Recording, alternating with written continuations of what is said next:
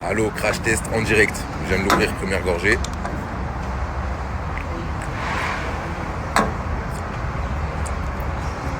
Incroyable.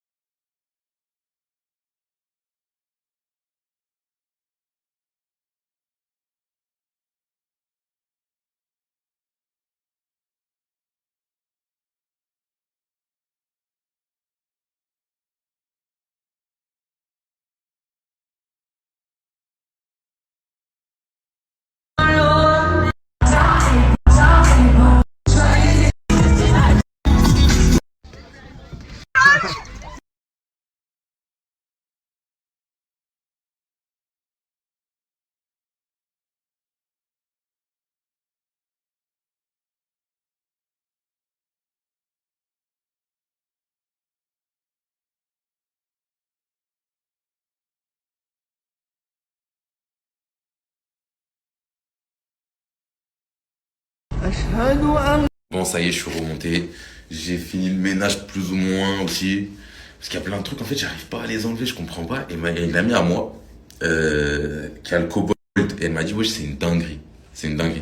Moi, je l'ai commandé à ma mère, elle l'a reçu hier d'ailleurs. Elle l'a reçu hier. Je suis passé par cette amie en question. Et là, elle m'a dit, regarde, je viens chez toi après, je te montre, tu vas être choqué. Donc, je l'attends pour bien finir. Mais bon, parlons de ça, de mon expulsion finalement. Mon expulsion. Donc, pourquoi je me suis fait expulser? En fait, donc là, je rentre, je trouve ça accroché à ma porte. Ok? Et pendant que j'étais là-bas, genre, mon agent immobilier, il m'envoyait des messages et tout, mais je comprenais pas trop ce qu'il me disait et tout. Avec son anglais cassé, le mien, il est fracassé. Donc, j'arrivais pas à comprendre. Donc là, j'ai vu ça, et je vous explique. À Dubaï, pour ceux qui sont au courant, Taiga passe pas devant. Bon, il va passer devant. Voilà, son bas le trou là. Pour ceux qui... je refais.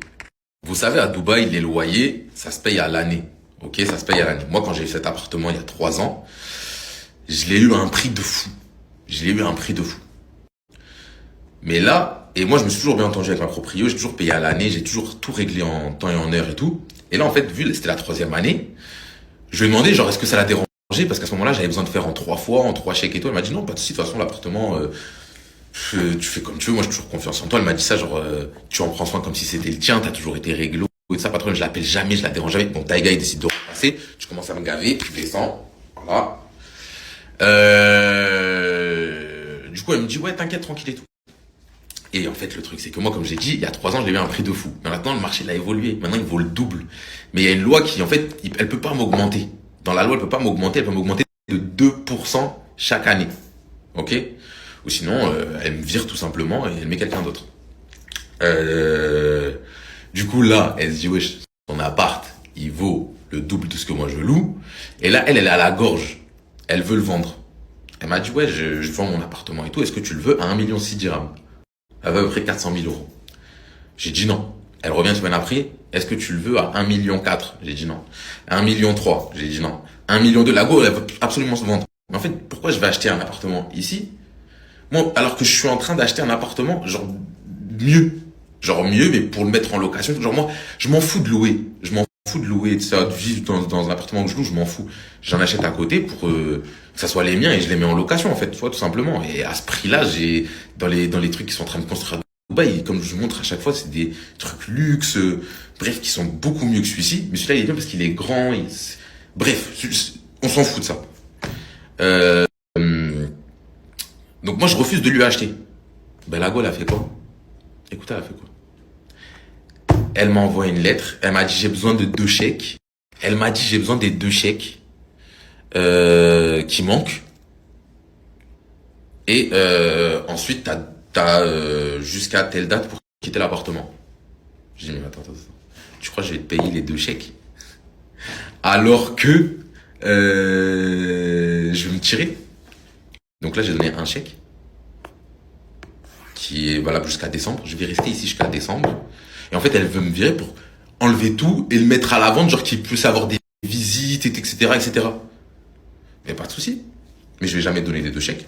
Je vais jamais te payer et je vais quitter l'appartement. Mais je vais quitter l'appartement en décembre et tu n'auras jamais tes 2 chèques.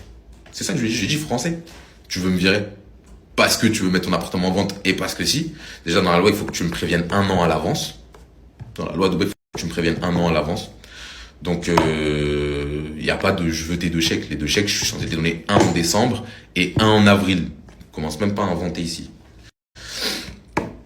Donc, pas de souci, j'ai payé moi jusqu'à décembre. Je vais rester ici jusqu'à décembre. Et après décembre, je vais me tirer, je vais me trouver un autre truc bien mieux. Je m'en fous que je vais quand même louer aussi. Et au moins, je serai peut-être plus en ville ou on verra. Mais c'est une dinguerie. Genre, la go, elle me met dehors parce qu'elle veut que son appartement il soit libre pour qu'elle puisse faire des visites et vendre son appartement. Mais personne ne veut acheter ton appartement, ma soeur. Tu le mets à 1,6 million, déjà de base. Personne va te l'acheter.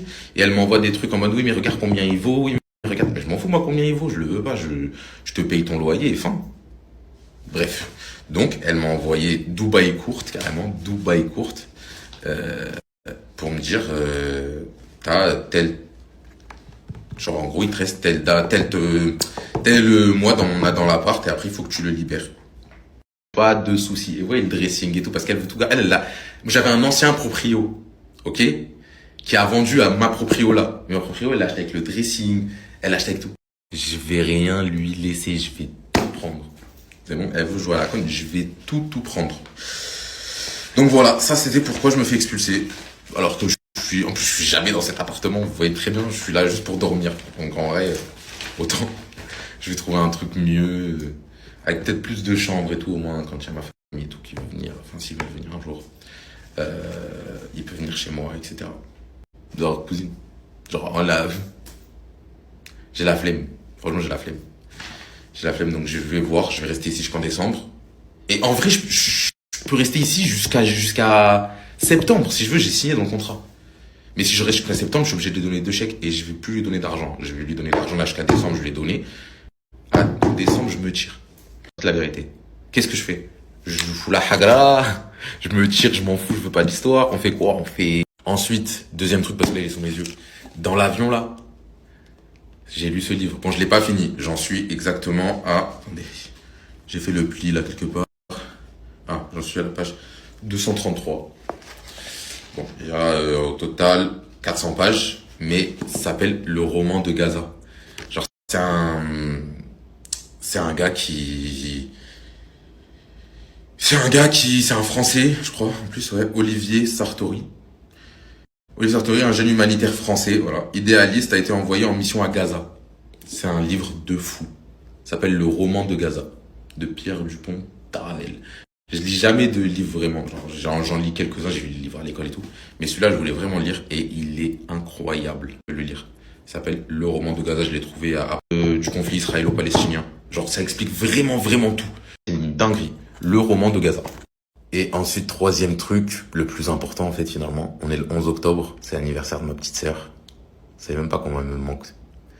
Tous les jours. C'est ma personne préférée sur cette terre. C'est ma petite sœur. Je sais pas pourquoi nous, les grands frères, on est fans comme ça. Nos petites sœurs. Je sais pas s'il y en a qui sont dans le même cas. Je suis fan de ma petite sœur Nour. Vraiment. Vraiment, vraiment, vraiment. Elle peut me demander tout ce qu'elle veut. Je lui ferai. Et du coup, son anniversaire, elle a 13 ans. Quand je suis parti à Dubaï, elle avait, je crois, 8 ans, 9 ans. Euh, 8 ans, elle avait.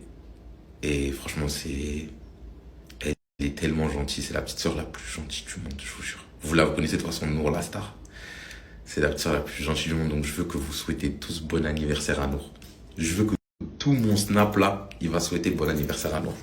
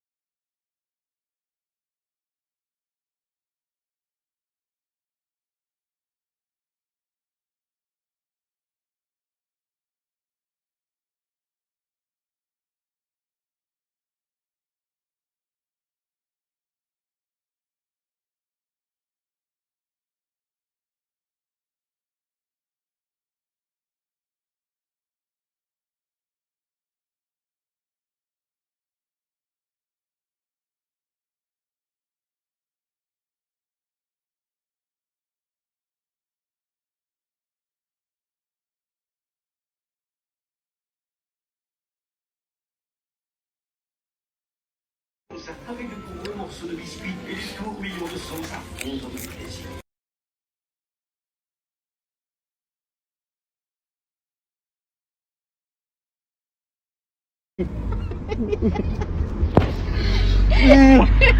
Je vous jure, ma petite sœur, c'est vraiment tout.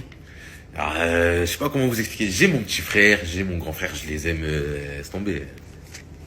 Un truc de malade. Mais ma petite sœur, j'en ai qu'une seule.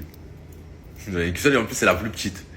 Donc, je sais pas comment vous expliquer. Il y a que les grands frères qui ont une petite sœur qui peuvent comprendre, je pense.